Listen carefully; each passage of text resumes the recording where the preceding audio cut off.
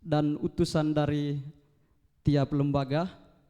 Yang pertama, Pater Ignas Ledot, Koordinator GPC SVD, GPIC SVD ND, Pater Otto Gusti Madung, Rektor Institut Filsafat dan Teknologi Kreatif Ledalero, Pater Bernard Hayon, Prefek Koordinator Seminari Tinggi Santo Paulus Ledalero, serta Suster Ikia, Direktur Truk F.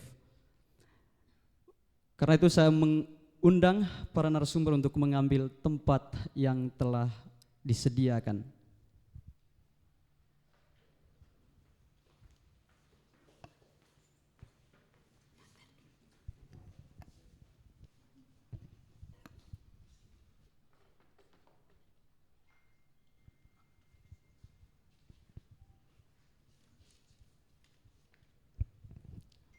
Selamat sore Pater, Suster. Pertama, terima kasih sudah menyempatkan waktu untuk hadir dan berbagi cerita tentang aksi kemanusiaan yang kita kerjakan untuk para korban letusan Gunung Lewotobi. Sebagaimana yang sudah saya katakan tadi, kita sedang dalam masa bencana dan ini sudah berlangsung selama 1 minggu, dan GPIC bersama jumlah mitra kerja terlibat dalam berbagai bentuk aksi untuk menolong para korban. Sejauh ini, kira-kira apa yang sudah dikerjakan oleh GPIC bersama mitra-mitra kerja untuk korban letusan Gunung Lewotobi?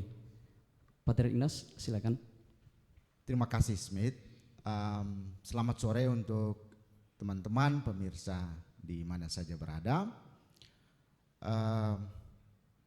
Apa yang sudah dikerjakan oleh GPIC dan mitra pada saat letusan Gunung Api sampai saat ini. Pertama saya mau katakan bahwa bantuan yang kita berikan tidak seberapa. Tapi yang paling utama adalah bantuan kita paling utama adalah hadir bersama mereka. Dalam situasi paling sulit seperti yang kami alami ketika kami sekitar jam 4 lewat pada tanggal 4 itu dan tiba di Hokeng sekitar jam 6-an, kita menemukan orang-orang sedang dalam keadaan ketakutan dan ingin untuk keluar dari zona bencana itu. Karena itu saya pikir itu kehadiran kita adalah satu hal yang paling utama. Tapi apa yang sudah kita buat setelah dalam kehadiran kita itu? Pertama, kita membuat evakuasi.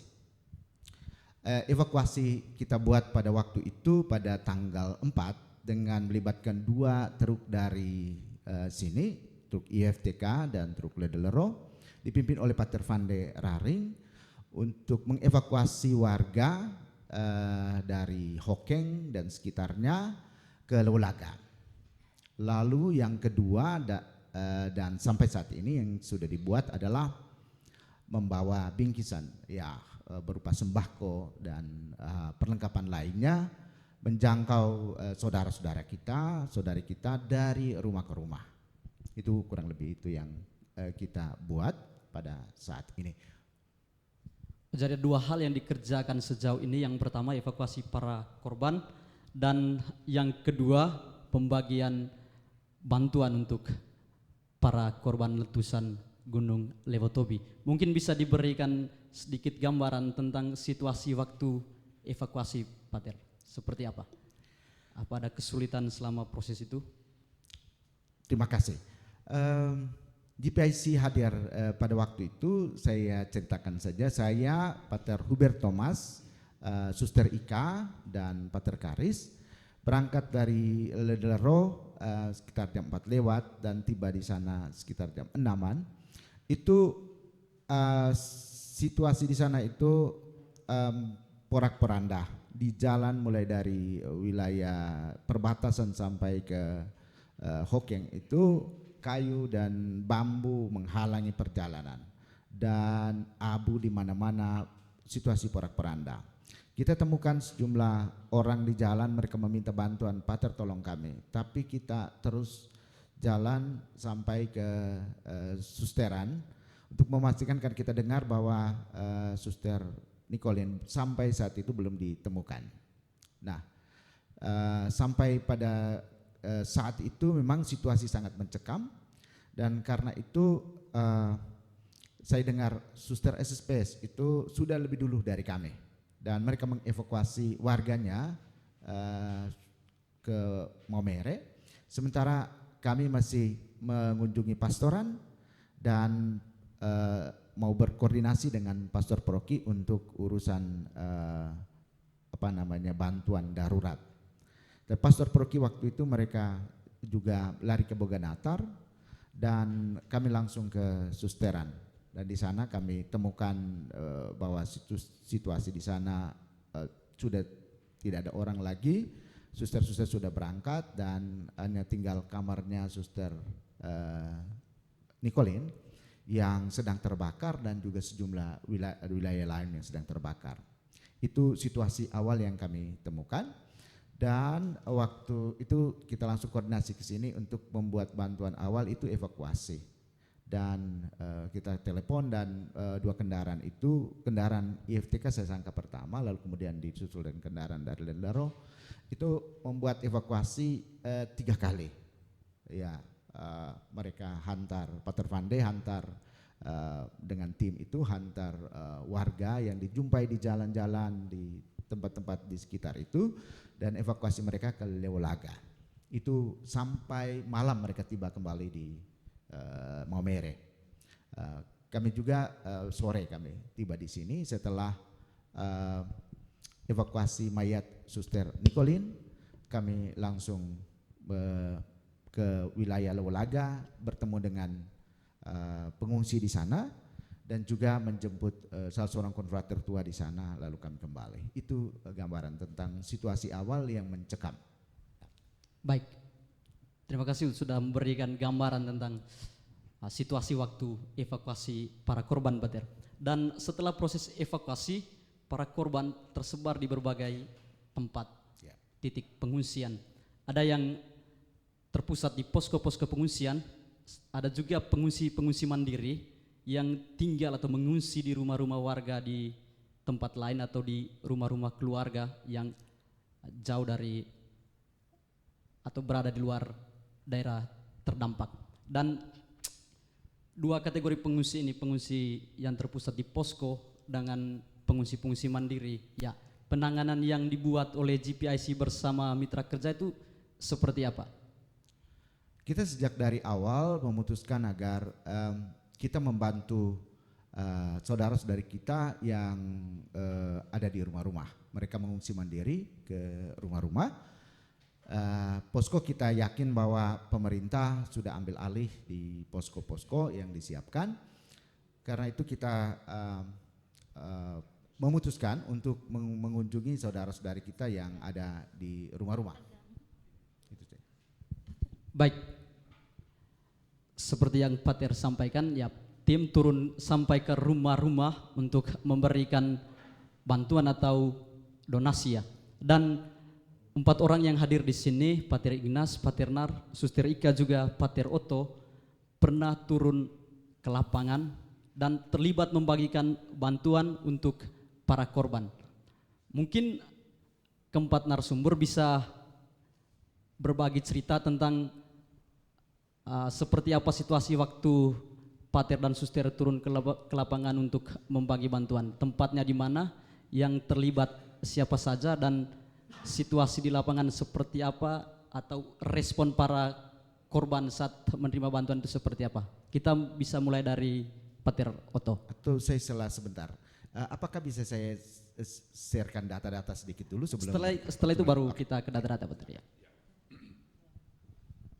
Oke, saya ke lapangan, tepatnya ke Borukedang 2 hari lalu bersama sejumlah mahasiswa dan mahasiswi IFTK Lederero dan beberapa konfrater dari GPIC, Pater Vande, dan beberapa yang lain. Borukedang itu letaknya sekitar 9 km dari kaki gunung Levotobi, gunung yang sedang meletus, dan penduduk di situ masih bertahan ya, bertahan. Dan kalau malam hari mereka mengungsi 3 kilometer lebih jauh dari situ, ya, sehingga katanya agak aman. Dan kami datang ke sana untuk membagi bantuan bagi mereka.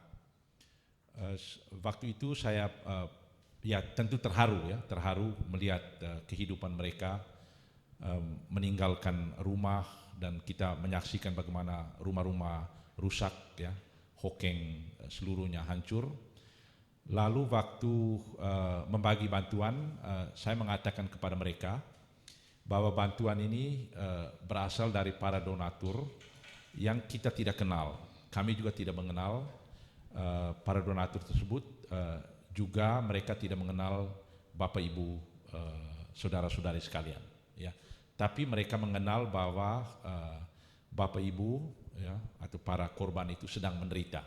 Jadi penderitaan ini yang mempertemukan kita atau mempersatukan kita, mempersatukan para donatur dan orang-orang yang dibantu.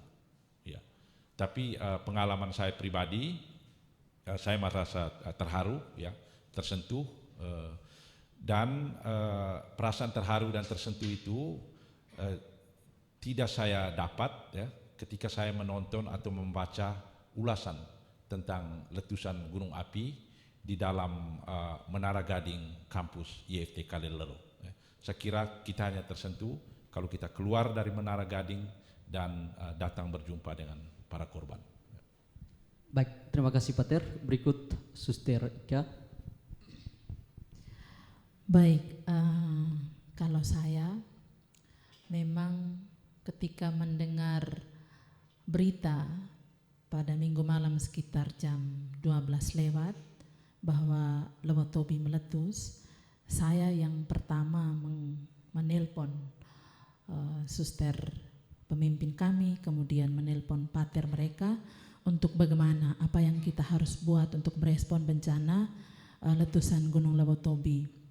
Dan kemudian ada satu tim dari susteran lebih dahulu, lalu kami bersama dengan Pater Ignas dan Pater Huber. Saya secara pribadi merasa sangat sedih juga. Kami semua SSPS tentu merasa kehilangan karena bencana itu juga menimpa biara yang itu adalah rumah induk, salah satu rumah yang selalu dirindukan oleh setiap misionaris. Karena banyak suster-suster SSPS yang dididik, dibentuk di tanah itu, di tanah Hokeng. Dan secara pribadi saya merasa bahwa tanah di mana yang menjadi saksi sejarah kami semua dibentuk itu mesti kami saksikan dengan situasi yang sangat mencekam. Dan ketika melihat secara langsung Suster Nicolin yang sudah meninggal dengan kondisi yang seperti kita sudah ketahui, itu memang sangat menyedihkan ya. Kami tentu merasa sangat kehilangan, namun kami berusaha untuk melihat rencana Tuhan di balik ini ya. Mungkin Tuhan punya maksud lebih besar dari bencana yang terjadi. Namun saya punya refleksi pribadi bahwa kami SSPS masih punya banyak komunitas ya yang bisa menerima kami.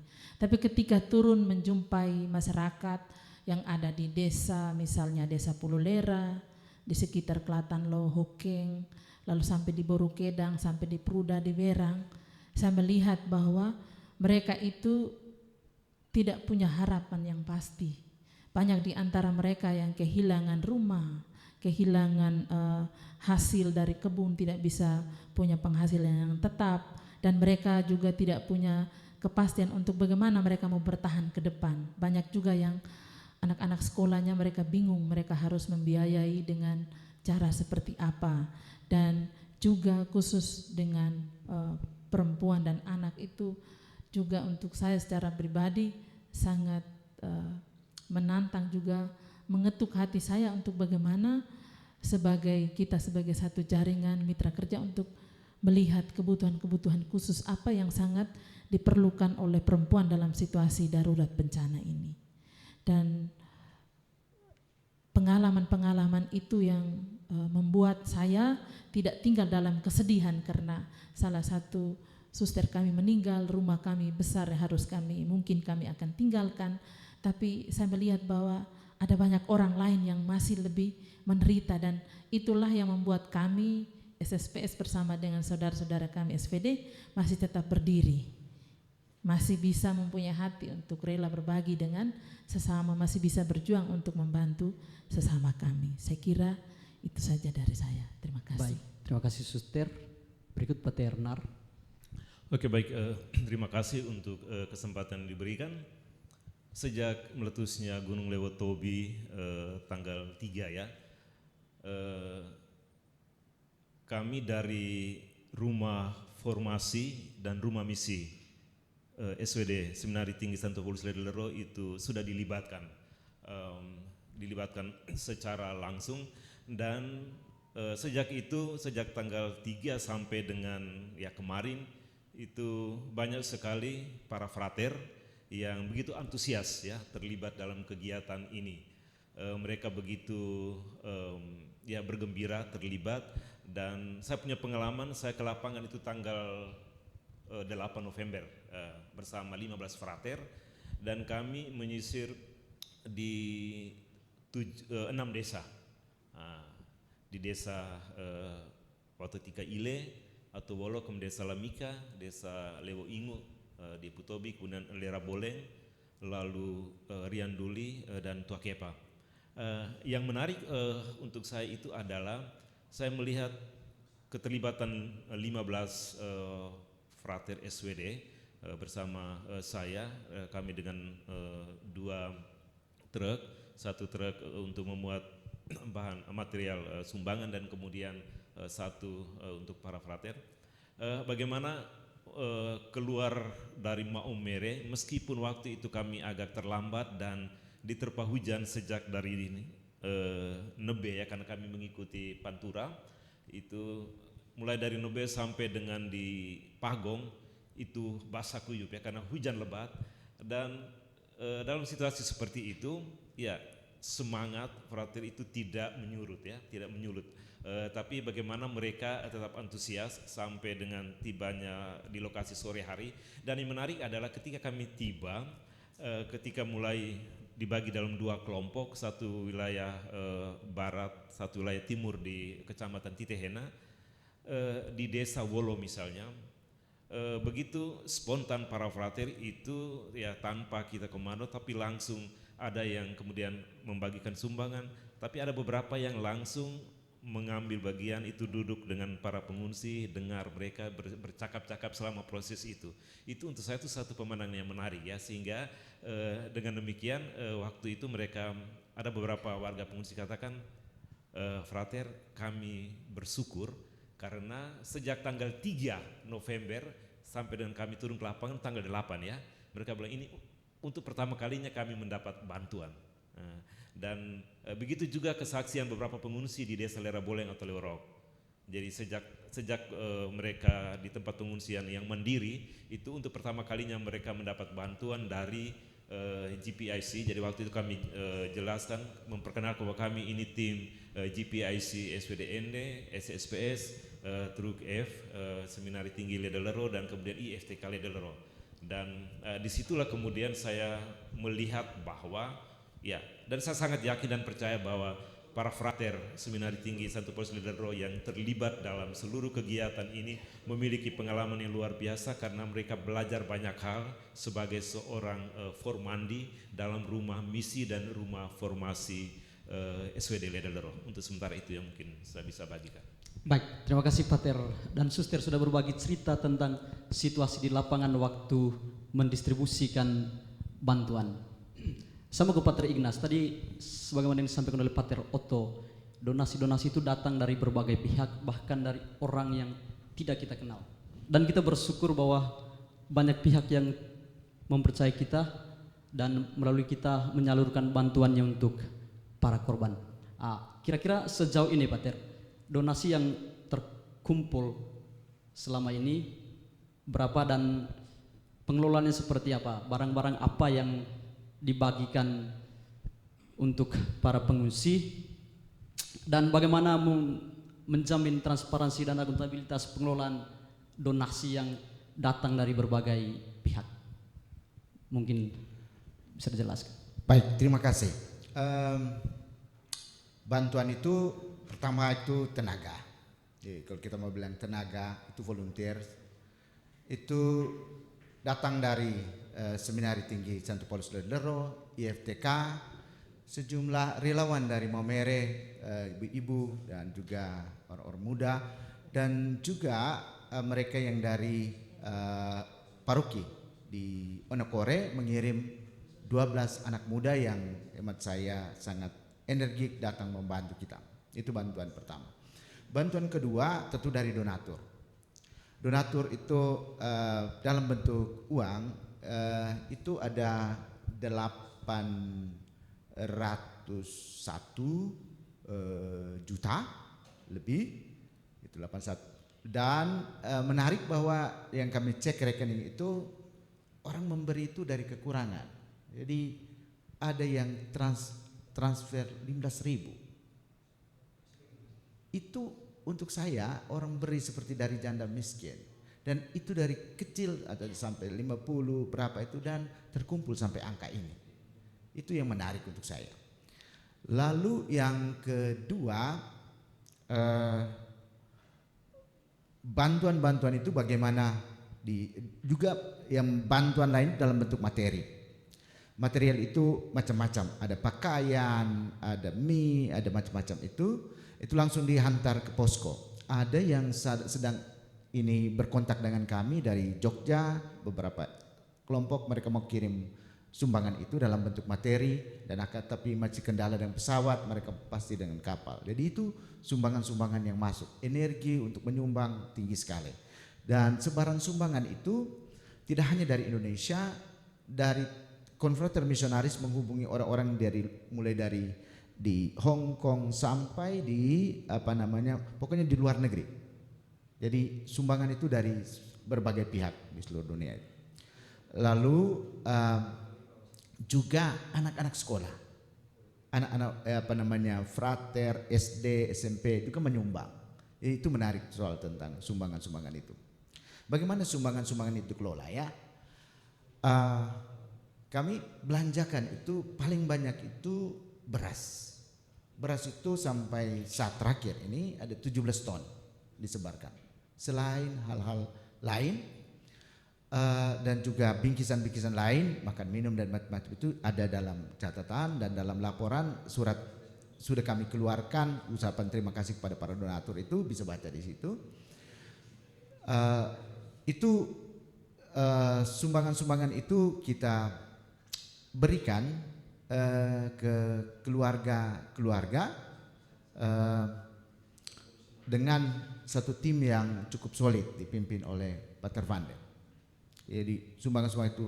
Jadi pertanyaan tentang akuntabilitas, kami kemarin baru pertemuan untuk mengevaluasi sedikit bagaimana sumbangan-sumbangan itu disalurkan.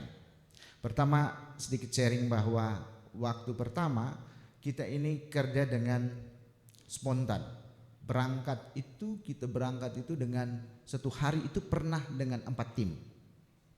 Dan kita jalan itu ada, kalau kita mau coba jelaskan dalam cara kerja kita itu kita ambil data, lalu kemudian kita datang, kita sortir data, kita kebutuhan-kebutuhan mereka seperti apa, di besoknya berangkatkan.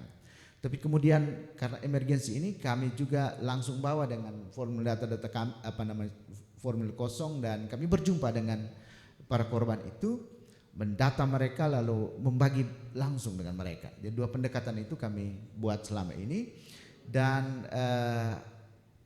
karena itu kita menjangkau dalam waktu hanya sampai saat ini. Itu tadi sore Pater Vande juga pergi ke sejumlah tempat, jadi pasti angkanya tambah. Tapi ada 1.001 kakak dan 15 kakak, lalu angka untuk orang pakai jiwa orang itu ada 3.000 lebih yang kita jangkau. Dan kami untuk akuntabilitas saya jamin bahwa barang yang kami keluarkan kami cek dengan uang yang masuk dan donasi yang masuk, dan laporan yang kami pastikan kami selalu laporkan ke donatur. Ini laporan sesangka kedua dari kami kepada donatur, apa yang sudah dikerjakan dan uang berapa serta hal-hal lain yang kami kerjakan. Itu saja yang saya. Baik, terima kasih Pak Ter. Untuk donasi-donasi yang datang dari berbagai pihak ini tentu kita perlu bersyukur dan berterima kasih untuk semua orang yang telah membantu lewat berbagai sumbangan dalam bentuk apapun bagi para korban letusan Gunung Levotobi. Dan sebagaimana yang disampaikan oleh Pak Ter Ignas tadi, ada berbagai pihak yang terlibat dan sumbangan yang paling pertama tadi tenaga ya. Dan kita tahu bersama selama distribusi bantuan ke posko-posko pengungsian banyak mahasiswa dan frater yang terlibat. Nah, saya mau ke Pak Ter Otto. Kira-kira seberapa penting keterlibatan mahasiswa dalam situasi seperti ini dan mengapa dia harus terlibat? Ya. Baik, mungkin sebelum saya menjawab pertanyaan ini, saya menyampaikan 1-2 data ya, data tentang besarnya bantuan yang kita terima. Dalam beberapa hari ini sejak terjadinya letusan Gunung Levotobi, kita sudah mendapat bantuan berupa uang dalam jumlah 801 juta lebih ya, dari para donatur. Jadi 801 juta lebih ya. Dan bantuan ini didistribusikan kepada 1.005 kepala keluarga dan 3.401 jiwa ya. Dengan jumlah penduduk Hokeng sekitar 12.000. Itu artinya 1/4 ya dari jumlah penduduk tersebut sudah mendapat bantuan dari kita ya, dari GPIC SVD, Seminari Tinggi dan juga IFTK Lederlero. Oke, yang kedua, kenapa mahasiswa harus terlibat dalam mengurangi atau membantu para korban bencana alam? Tentu ada banyak alasannya. Sebagai lembaga pendidikan tinggi, kita bekerja berdasarkan tiga tugas yang digariskan oleh pemerintah. Kita melakukan riset, melakukan pendidikan dan pengabdian kepada masyarakat. Ya. Dan membantu korban bencana alam adalah bagian dari tugas kita untuk melakukan pengabdian terhadap masyarakat. Tapi lebih jauh dari itu, IFTK Lederlero adalah sebuah lembaga pendidikan tinggi Katolik. Ya. Saya teringat akan apa yang disampaikan oleh Paus Fransiskus beberapa minggu lalu ketika dia datang ke Belgia untuk memperingati 600 tahun berdirinya Universitas Katolik Leuven, Belgia, salah satu universitas Katolik tertua di dunia. Ya. Dia katakan bahwa lembaga pendidikan tinggi Katolik itu dipanggil untuk menjadi ragi, garam, dan terang dunia, serta dipanggil untuk membuka perspektif baru di tengah dunia di mana orang kehilangan harapan. Ya. Dan saya kira para korban bencana alam, ya mereka kehilangan harapan karena rumah mereka rusak, ya, lalu tanah pertanian di mana mereka hidup selama puluhan atau bahkan ratusan tahun harus ditinggalkan, dan sekarang mereka kehilangan perspektif, kehilangan masa depan. Dan saya kira dalam situasi seperti ini perlu kita datang untuk memberikan harapan kepada mereka, untuk meyakinkan mereka bahwa Allah yang adalah harapan itu tetap berpihak pada mereka. Dan lembaga pendidikan tinggi Katolik seperti IFTK Lederlero memang harus terlibat dalam kondisi seperti ini. Lalu alasan kedua, saya kira kontak dengan para korban itu sangat penting untuk para mahasiswa, para dosen, dan juga para tendik, karena kontak itu bisa membentuk kita, membentuk karakter kita, membentuk nurani kita, agar kita menjadi lebih empati dan lebih sensibel terhadap para korban. Ya. Baik, terima kasih Pak Ter. Lalu selain mahasiswa tadi, ada juga banyak frater yang terlibat mendistribusikan bantuan untuk para korban. Untuk Paternar, kira-kira apa kaitan keterlibatan frater dalam aksi kemanusiaan ini dengan proses formasi kita di SVD di Ledalero? Oke, baik, terima kasih. Seperti yang tadi saya katakan pada awal, Seminari Tinggi Ledalero adalah rumah formasi dan rumah misi. Dari segi nama ini, dua aspek itu yang kita bisa temukan, bagaimana Seminari Tinggi dalam seluruh proses formasinya, dia harus mengusung apa yang menjadi identitas, ya, identitas. Dan saya lihat identitas calon imam SVD yang dibentuk atau yang diformat di Seminari Tinggi Ledalero itu adalah bagaimana kita mendidik formation for misi, ya. Bagaimana menyiapkan formasi itu untuk misi.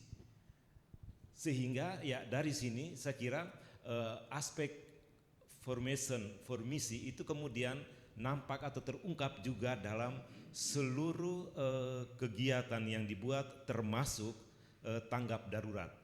Dan ini saya kira saya bisa menghubungkannya itu misalnya juga ya tahun ini ya SWD merayakan 150 tahun dan kita sudah buka 8 September 2024 dan puncaknya itu adalah 8 September 2025. Dan tema yang kita usung untuk memaknai perjalanan 150 tahun SWD ini adalah mengenang sejarah, memperkuat identitas untuk mengembangkan dialog dialog profetis. Nah, maka dari tema ini sebenarnya menjadi satu tugas, kewajiban, tuntutan bagaimana kita di formasi juga harus ya belajar dari sejarah tetapi mengembangkan identitas, memperkuat identitas dalam keterlibatan sebagai misi, sebagai seorang misionaris. Maka saya kira dua aspek penting yang menuntut mengapa para frater Seminari Tinggi SVD Ledalero harus terlibat adalah yang pertama ini memperkuat identitas sebagai dari aspek religius yang kemudian terungkap dalam seluruh proses formasi, dan yang kedua itu adalah aspek misioner.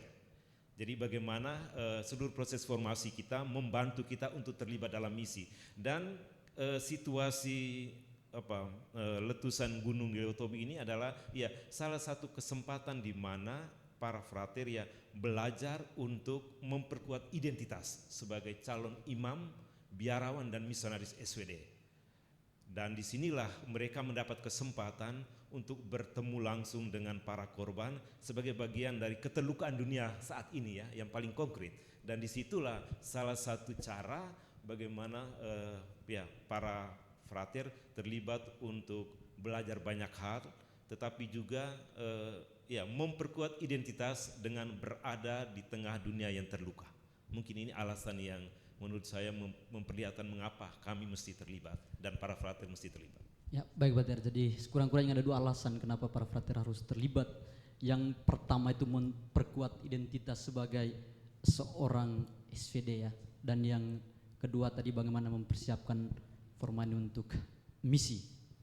Lalu untuk Suster Ika, salah satu konsen dari Truk F itu perempuan dan anak-anak, dan saya mau tahu komentar Suster terkait situasi perempuan dan anak-anak selama waktu bencana ini dan penanganannya seperti apa? Baik, secara umum ya, karena kita pergi itu kan hanya 1 hari lalu kemudian beberapa jam kemudian kita kembali. Jadi sebetulnya waktu itu untuk kita tahu sungguh-sungguh situasi perempuan dan anak secara real itu pasti sangat terbatas. Tapi dari gambaran, dari komunikasi yang terjadi pada saat bertemu dengan mereka, yang pertama kondisi psikologis ya. Tentu mereka rasa kehilangan, lalu rasa sedih karena ada sejumlah di antara para pengungsi itu mereka bertemu dengan mereka belum bertemu dengan keluarga. Karena pada saat letusan Gunung Lewotobi itu terjadi, mereka terpencar ya, masing-masing lari. Jadi ada yang mamanya lari ke tempat lain, anaknya lari ke arah yang lain, jadi terpisah. Jadi situasi goncangan psikologis itu ada. Lalu ada juga perempuan yang dalam kondisi hamil, ya. Mereka harus mengungsi, dan ada juga perempuan dalam kondisi disabilitas, ya. Itu di Desa Pruda, dari mereka itu berasal dari desa Ojan Detung itu.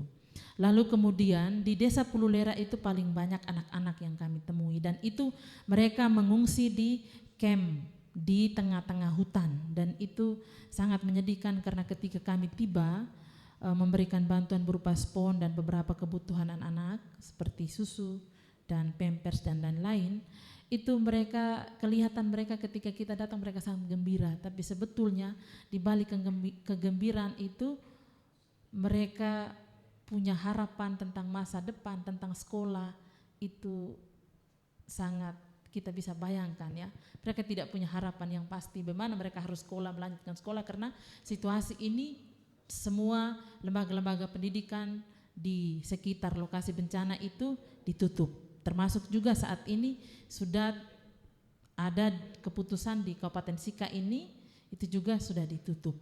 Jadi itu situasi-situasi perempuan dan anak-anak. Lalu kemudian yang berikut saya mau sampaikan juga soal edukasi tentang kesehatan, itu juga mesti ada, hanya itu yang kita belum respon juga soal itu. Lalu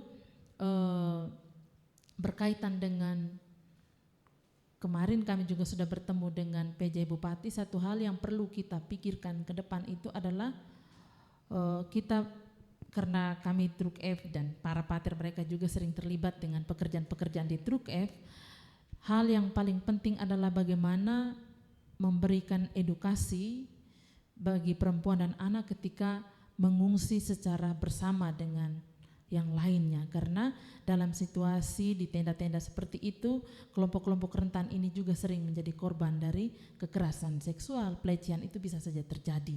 Nah itu yang kita perlu pikirkan rencana untuk ke depan. Itu situasi hal-hal yang sudah kami lihat dan yang sudah kami pikirkan juga untuk ke depannya. Baik Saudara, terima kasih sudah memberikan situasi atau sudah memberikan gambaran tentang situasi perempuan dan anak-anak. Dan sebelum saya ke pertanyaan terakhir, saya mau ke rekan-rekan media, mungkin ada yang mau memberikan pertanyaan.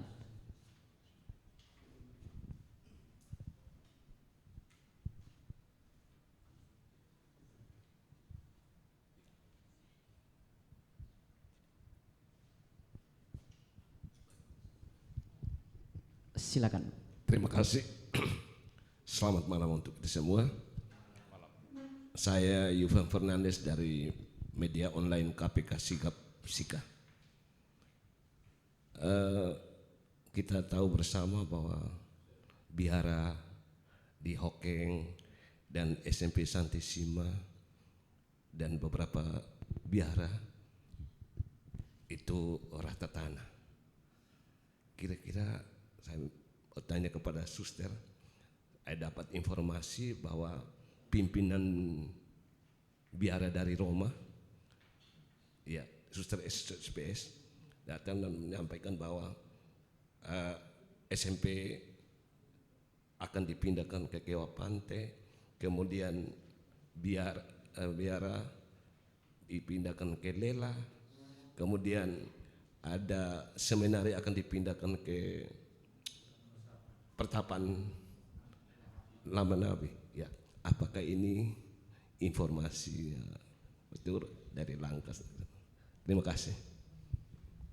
Baik, terima kasih. Silakan, Suster. Baik, terima kasih Om Yuven untuk pertanyaan. Untuk menjawab ini sebenarnya mestinya pimpinan kami ya, karena saya tidak punya kewenangan untuk itu. Memang kami hari-hari ini memang pimpinan sedang membuat discernment untuk mengambil keputusan. Jadi nanti pindahnya kemana-mana itu kami belum tahu pasti secara internal. Jadi saya belum bisa menjawab pertanyaan Om Yuven. Terima kasih. Baik, ada yang mau berikan komentar mungkin Pater terkait pertanyaan ini? No comment. Ini masih orang-orang masih dalam situasi seperti ini sulit untuk mengambil keputusan karena tempat-tempat itu adalah tempat bersejarah untuk sekian banyak orang, terutama misionaris. Di satu sisi lainnya itu ini kita tahu gunung ini kali ini menurut laporan itu aneh sekali.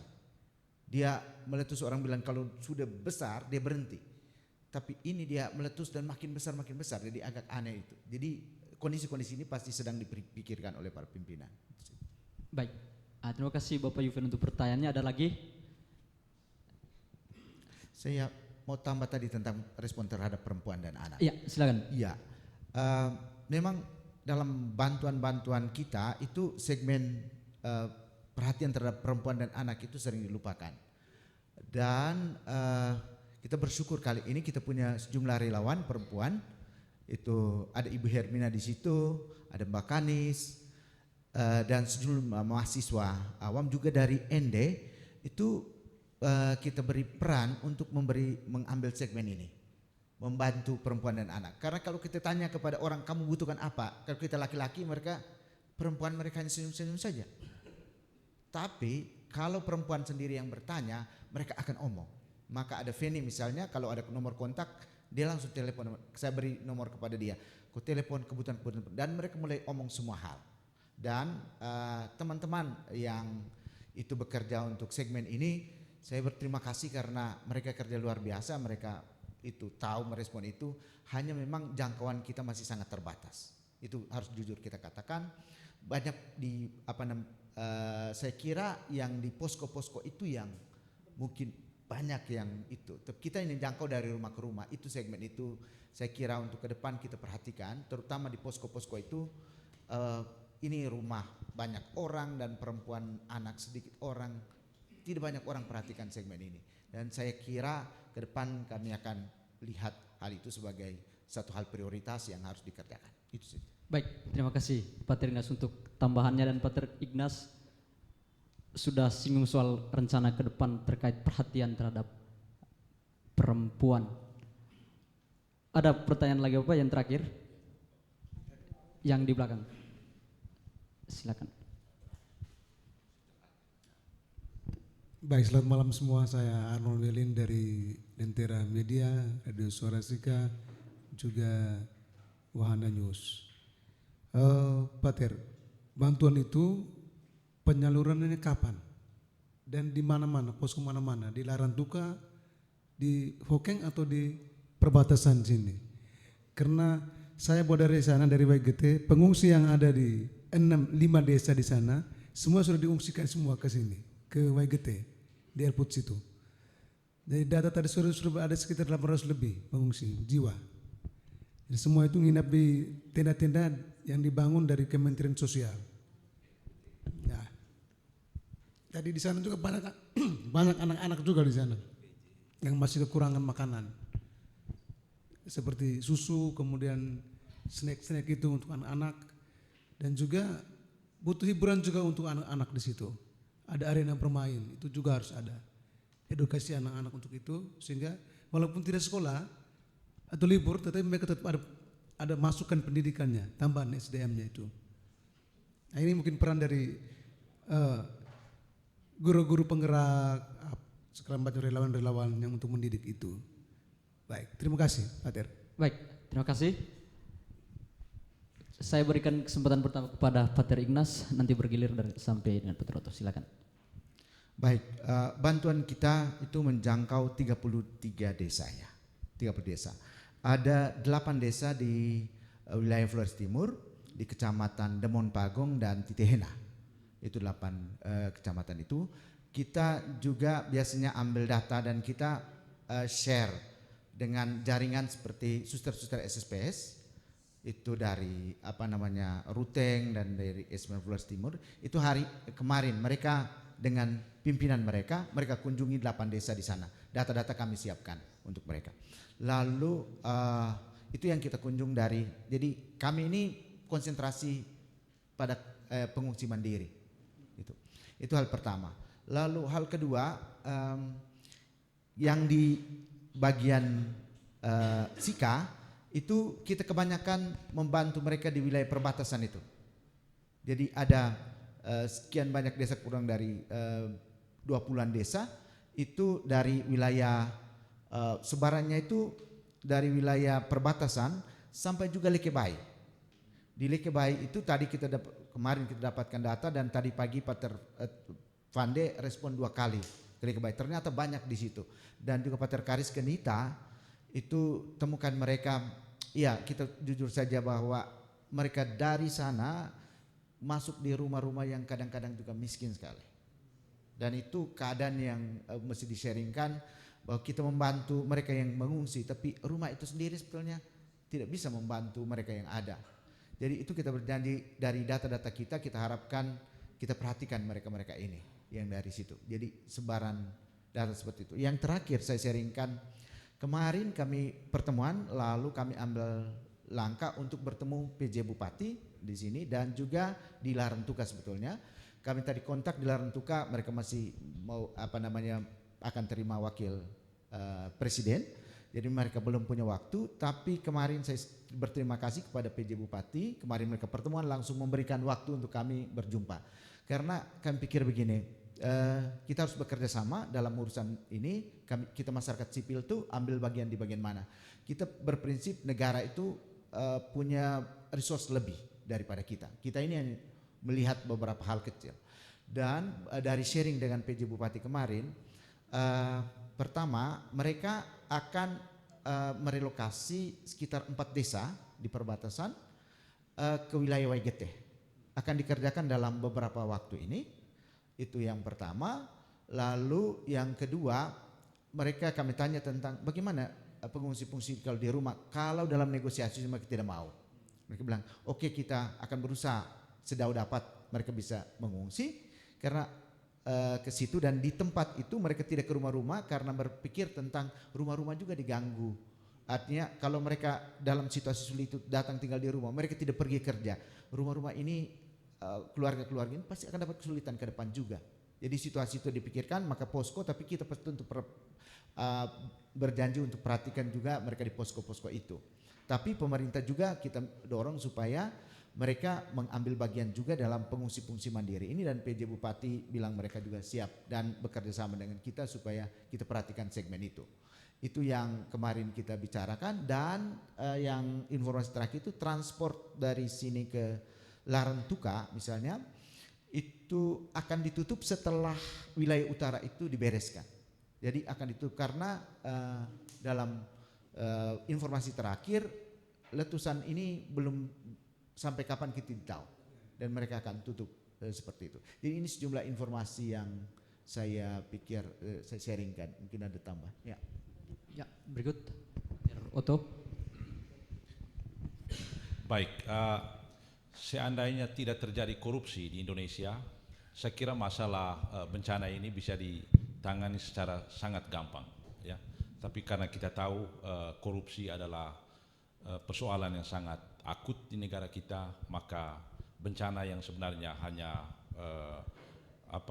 korbannya tidak terlalu banyak, kita mendapat kesan bahwa negara tidak mampu untuk menjalankan itu. Saya coba melihat penanganan bencana ini dari perspektif hak asasi manusia. Negara itu sebenarnya punya tanggung jawab, ya, punya kewajiban terhadap 3 hal, ya. Kewajiban yang pertama itu kewajiban untuk menghargai hak asasi manusia. Kewajiban yang kedua itu obligation to protect, ya, the human rights, jadi melindungi hak asasi manusia. Kewajiban yang ketiga itu to promote, ya, hak asasi manusia. Kewajiban yang kedua melindungi artinya kalau warga negara berada dalam kondisi darurat seperti ini, seharusnya negara hadir. Ya. Kalau kita amati dari awal, ketika terjadi bencana, kendaraan yang hadir pertama di sana itu yang datang mengangkut para korban itu kendaraan milik SVD, ya, milik IFTK Lelero. Itu bisa dilihat fotonya. dan juga milik GPIC. Oke, kita tentu bersyukur dengan ini karena memang gereja itu lebih dulu ada di Flores ini sebelum negara ini ada. Ya. Gereja itu kan sudah ada sejak abad artinya SVD sudah ada sejak tahun 1913. Ya. Tapi sebelum itu kan sudah ada kongregasi lain. Ya. NKRI ini baru kemudian. Tapi kan sekarang kita sudah punya negara dan kita membayar pajak dan seharusnya semua ini adalah tugas negara. Ya. Dan kita hanya membantu. Ya. Karena itu saya menghimbau teman-teman sekalian, para relawan dan semua ya warga, agar kita tidak hanya terlibat dalam menyelesaikan atau membantu para korban ini lewat kegiatan-kegiatan karitatif, tapi kita juga mengadvokasi dan menuntut pertanggungjawaban negara. Ya. Kita tentu bersyukur bahwa Wakil Presiden ya, sebagai representan dari negara hadir, tapi saya harap hadir secara substantif, ya, mengurangi penderitaan para korban dan bukan untuk menjual citraan. Ya. Baik, terima kasih Pater. Dari Pater Nar mungkin atau dari Suster Ika? Tidak ada tambahan?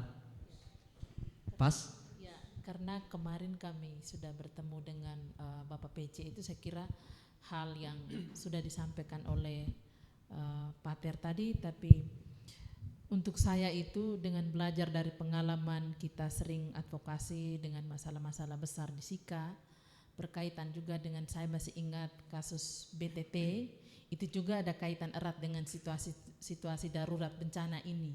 Dan kesempatan-kesempatan dalam situasi seperti ini biasanya kita bukan menuduh, tapi ini dari belajar dari pengalaman kasus BTT ya.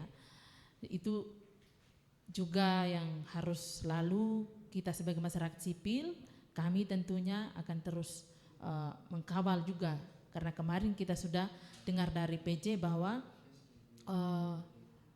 pemerintah sudah menyiapkan ya sejumlah anggaran sesuai dengan berat ringannya kerusakan. Jadi kalau yang rusak ringan itu dapat 15 juta, kalau yang sedang itu 30 juta, dan yang paling berat kerusakannya itu 60 juta, dan itu akan diberikan kepada setiap keluarga atau kepada setiap korban yang rumahnya itu rusak. Jadi itu yang kita akan pastikan, kebijakan yang sudah dibuat oleh pemerintah. Itu saja, terima kasih. Baik, terima kasih Suster. Pater Nar mungkin ada 1-2 tambahan?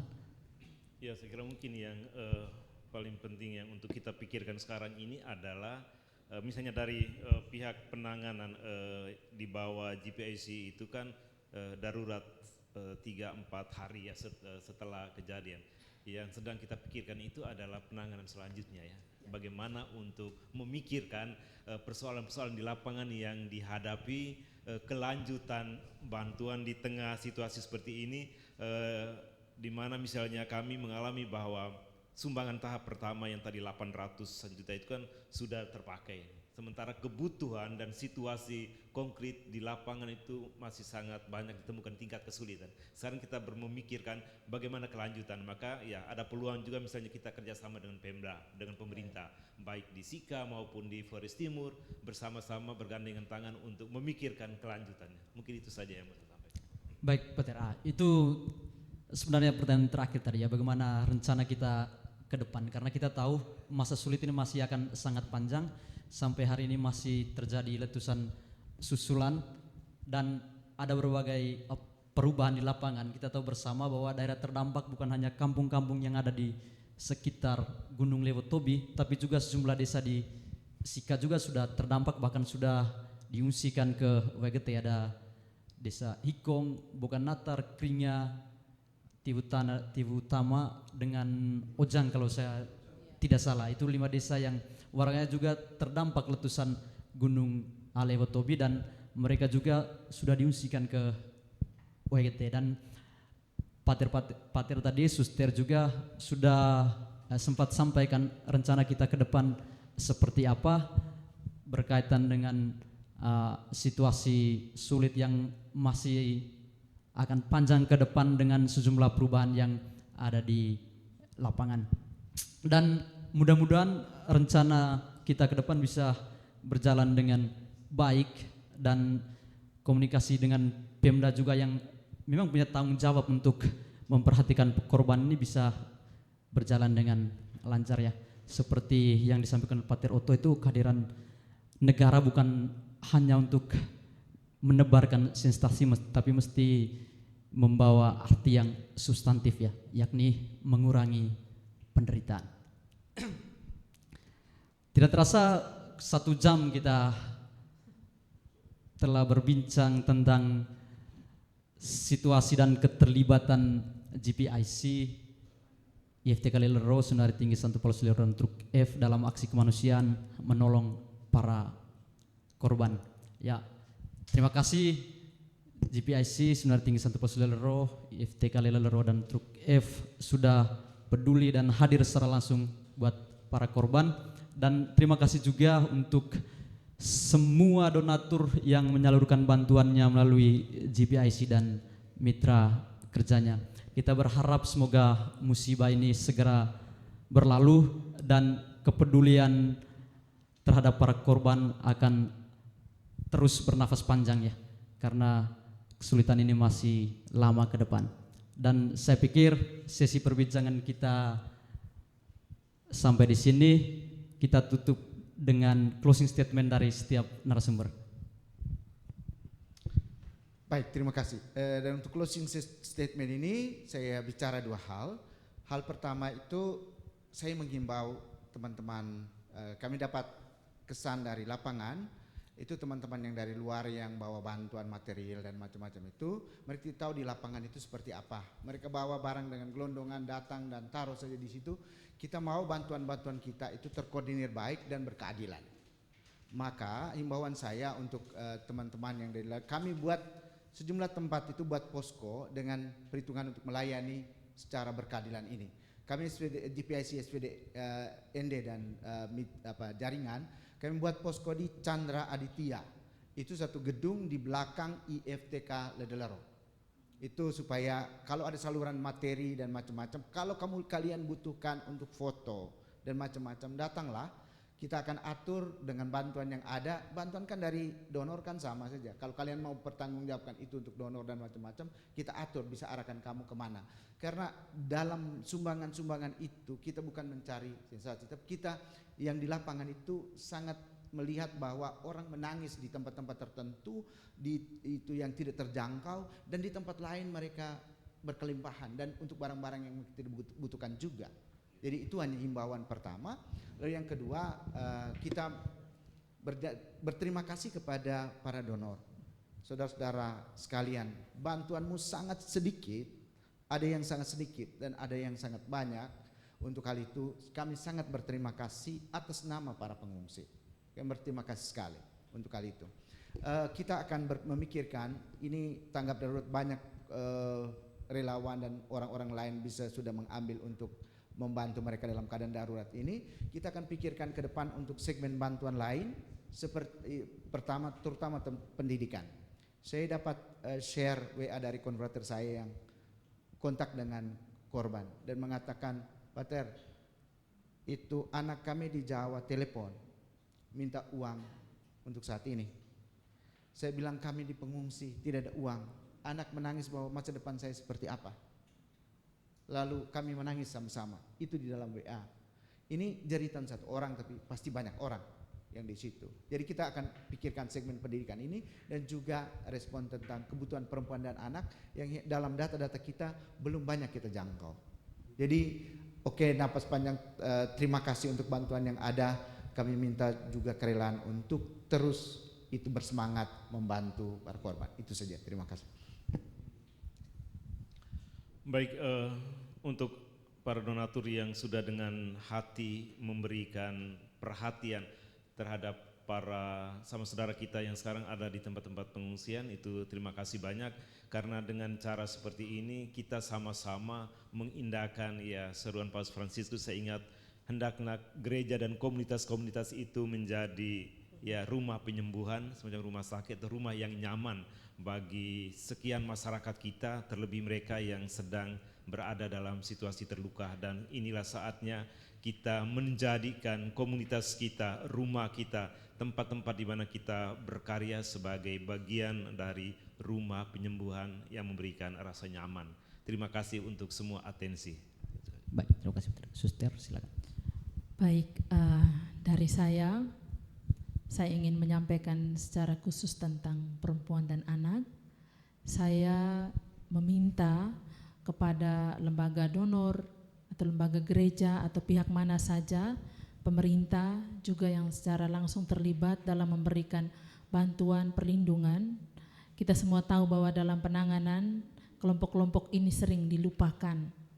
Untuk itu saya minta bantuan dalam bentuk apapun itu, tolong diingat bahwa bukan hanya laki-laki yang dibantu, tapi perempuan dan anak. Dan itu kebutuhan-kebutuhan perempuan dan anak itu sangat khusus.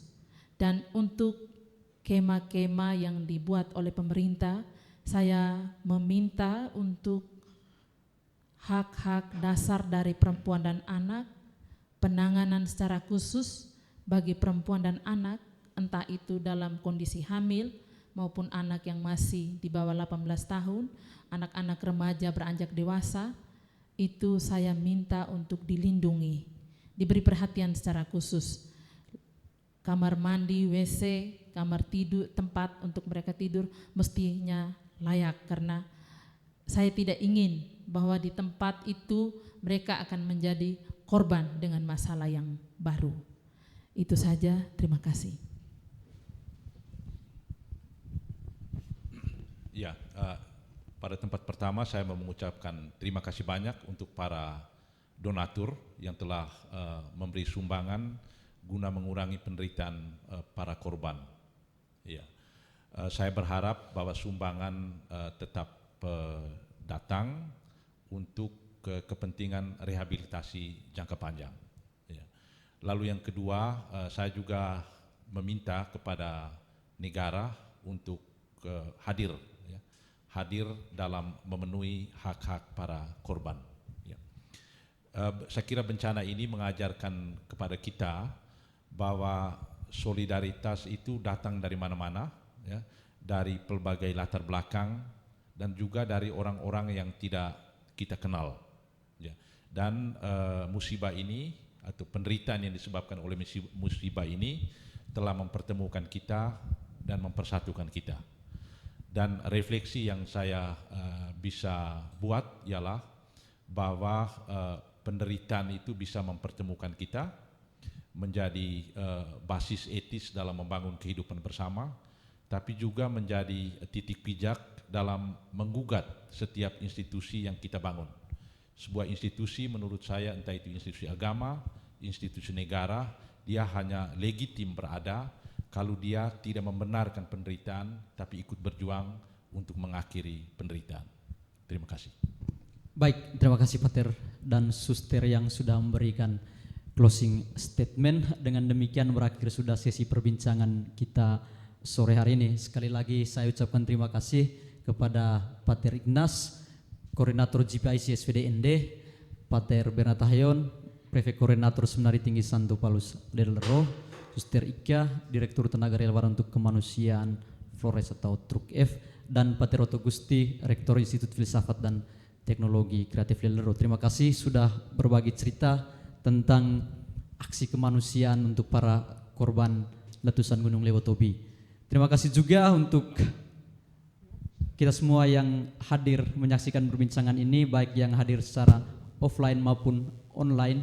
Semoga perbincangan kita sore hari ini menghadirkan makna dan arti yang bisa menggerakkan kita untuk lebih peduli dengan saudara-saudari kita yang menjadi korban letusan Gunung Lewotobi. Yang terakhir dari saya mengajak kita sekalian untuk terus membuka mata dan peduli dengan para korban letusan Gunung Lewotobi. Mari ringankan derita para korban Lewotobi dengan mengulurkan tangan memberi bantuan. Bantuan sekecil apapun akan sangat berarti bagi mereka yang membutuhkannya, ya. tidak ada orang yang sedemikian miskin sampai tidak bisa memberi, dan tidak ada orang yang sedemikian kaya sampai tidak bisa menerima. Semoga bantuan untuk para korban, kepedulian untuk para korban letusan gunung masih akan tetap bernafas panjang ke depan, karena kita tahu bersama masa sulit ini akan berlangsung lama. Itu saja dari tempat ini. Saya mewakili narasumber mengucapkan terima kasih dan selamat sore.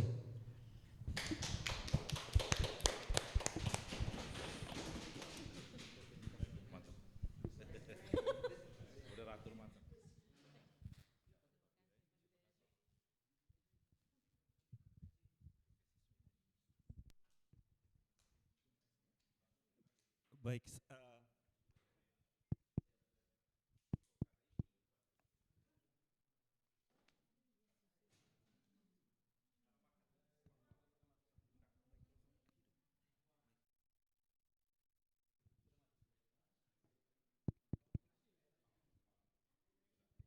malam semua.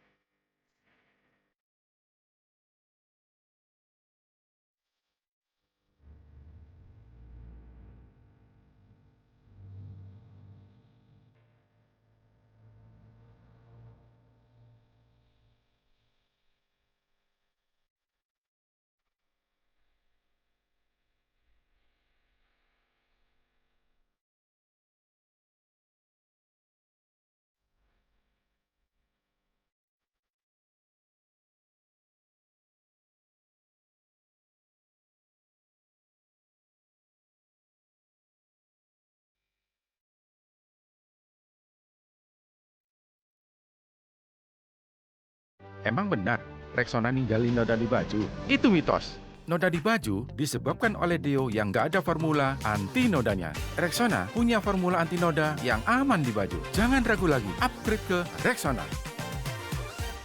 Cuma mau ngingetin, makan siangnya GoFood aja biar hemat. Banyak menu, 20 ribuan dah kenyang.